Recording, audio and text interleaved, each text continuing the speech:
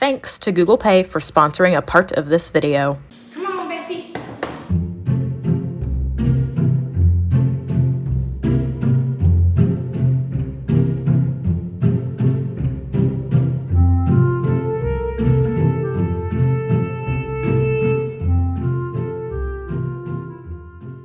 Approximately at 3 p.m. Eastern Standard Time, on a very overcast day, I gave up on minimalism. I said no more. I threw the towel in. But that is until I grabbed my spatula and I caught myself slipping.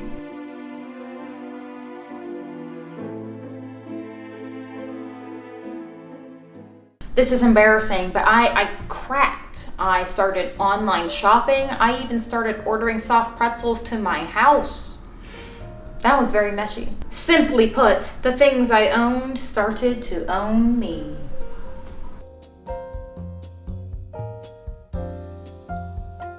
Why I'm downsizing? Oh, there's a multitude of reasons. First of all, yes, I have this very big theatrical energy, but I don't need a 3-bedroom townhouse. Honestly, I would be fine with a rowboat with some Wi-Fi so I can watch my favorite TV shows, just some, Italian groceries, maybe just one burner, but really, I don't need all this space. But it's not just the fact that I want to downsize, it's that I want to be more financially healthy. I already am. I mean, look, I look healthy. Look, my skin is glowing, but it's not that. It's the money you can't see. That's financial health. That's different from, physical health. It's your ability to manage your money appropriately, have money set aside to recover from something super drastic, like, I don't know, YouTube going away one day. I mean, I don't think it will happen.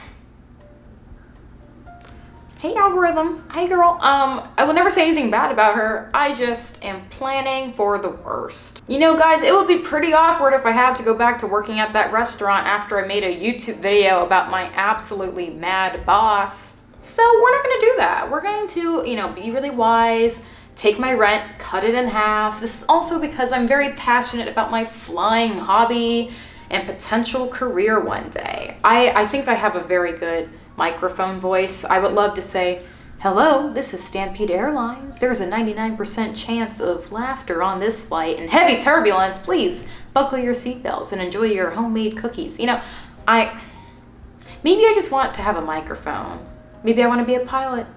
I don't know, but the only way I will know is by saving up and just investing my money wisely. It is not cheap becoming a pilot. So far, I have spent about $9,000 in the process. You might think I'm overreacting because, I've done several interviews and videos on how much I make on YouTube, but it's good to stay on top of your money and never feel like you're just catching up to it. I hate that feeling. It's like when you show up to, school or college and you don't know what the chapter's about. That's why I like to read ahead, and that's why I like to use Google Pay to get ahead. Thanks to Google Pay for sponsoring this portion of my video.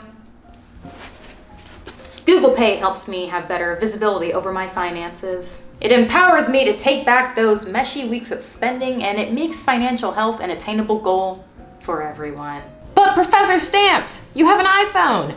I sure do. Google Pay is available on Android and iOS. There are so many cool features to help me organize and understand my spending while transitioning to a normal job again, which I'll tell you about right now. So I have a problem with going to the movie theater for nachos and mystery cheese, but Google Pay holds me accountable by providing insights on my spending. It also shows any late fees I got charged in case I forget, as well as upcoming bills.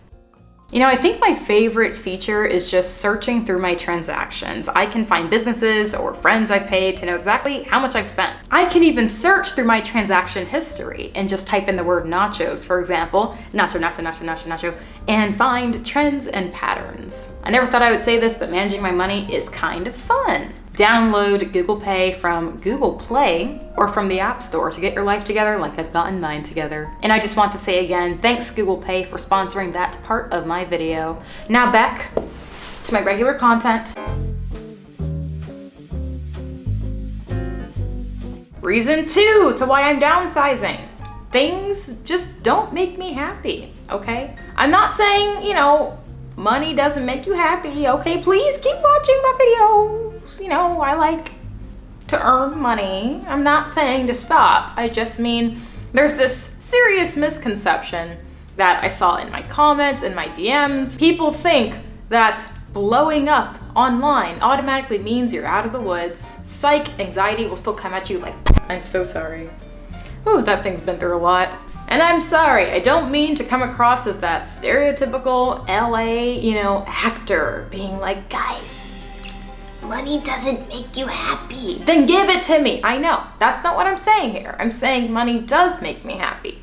However, money is providing me access to the activities that make me happy. It's the cushion that makes me happy. How can you build a cushion if you're spending half of your paycheck on rent? Now, I'm only spending about 1/7 of my earnings on rent, but still, it just doesn't feel natural to me to be spending this much money. I mean, my therapist, hey girl, said it's called frugality dissonance, when you're so used to being extremely disciplined with your money, and you just don't know how to act when you can finally live a normal, more healthy, spacious life. Americans just tend to live in excess. I don't know why, really. I mean, I do know why. That would take hours to explain. Even just looking at houses lately, people have been telling me, buy a house, stop renting, it's a waste of money.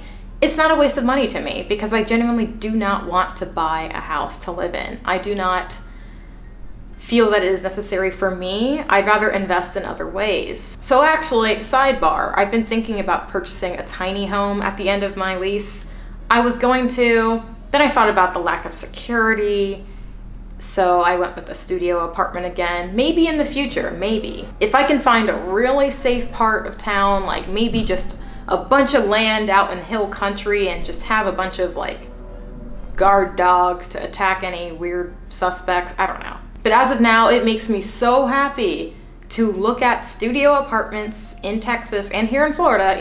It is very cheap here still, and just see the money saving in my account instead of going. It's hard because scrolling on, apps all the time on social media, I want to purchase things that I see. I see that dress, I see those shoes, and I just want what all these influencers are wearing. You probably want what I'm wearing right now. It's real cute, thank you. Oh no, don't buy it. Some things do make me happy though. This dress makes me happy.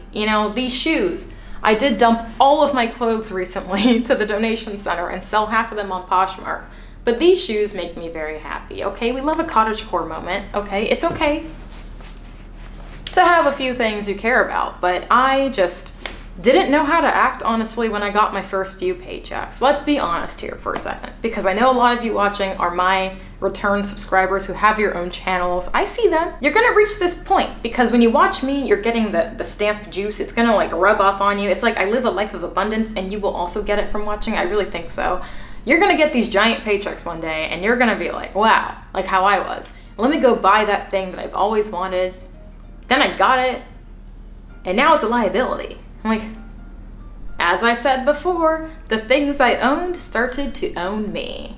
And that will explain my last and final reason to why I am drastically downsizing my lifestyle again.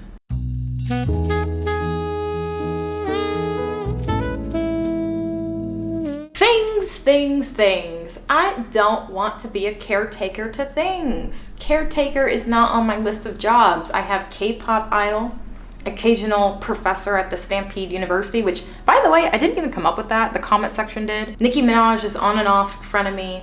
Beyonce's former best friend. Michael Fassbender's ex-wife. The list goes on. But caretaker is not one of them. I can barely keep my plants alive. How am I supposed to keep my eye on all these little luxury items I purchased over the past year? Oh, and then the car, and then the Rolex. I don't have a Rolex. I'm just giving examples of things that people tend to buy once they blow up online. I'm gonna tell you guys a short story. By the way, if you don't know what's going on with this is my childhood puppet. I'm just showing this because it represents how I take care of things that matter to me.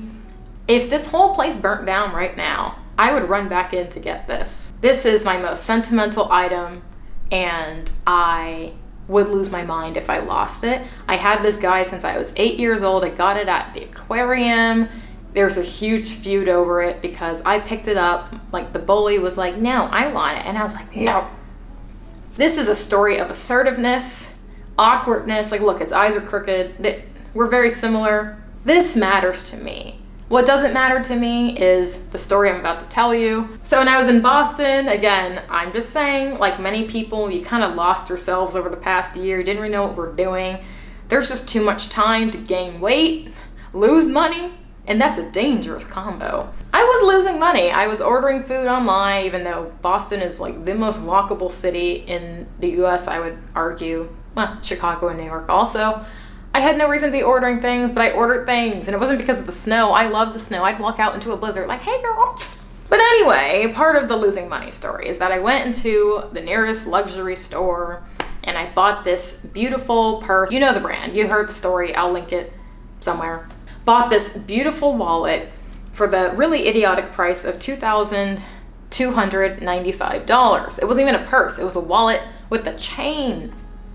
Do your chain hang low? Does it wobble? Does it blow? Does it get stolen by security at the airport? Yes, it does, because it was shiny, it grabbed attention, and it screamed, new money, look at me. I bought something that you can't have. I love certain luxuries, like I said, these little shoes are cute or whatever, but there's no visible logo on it. But I fell victim to materialism. This was a fine example of why you should live below your means no matter what. So many people I know have had things stolen, and it is just, whoo, it hurts. No one deserves to be robbed from. Even if you were meshy with your purchase, no one deserves to be robbed. But that is the world we live in. And that is the reason why I like to live so simply. I don't want someone to come in here. I mean, God forbid, knock on wood. If something were to happen, which is like virtually impossible, if someone were to break in, I want that person to leave me something instead of taking something, because there's literally nothing here. The purse is gone. I filed a claim with the stealing agents and they denied it, hired a lawyer. The guy's like, it's not worth it. Just, count your blessings and move along. I have a roof over my head. I have drinking water from my fridge, which is so exciting. I've never had water come from my fridge before. That's how easily impressed I am. That excitement is what I want to hold on to forever and ever. So that's why I'm just nipping it in the butt before it gets too late.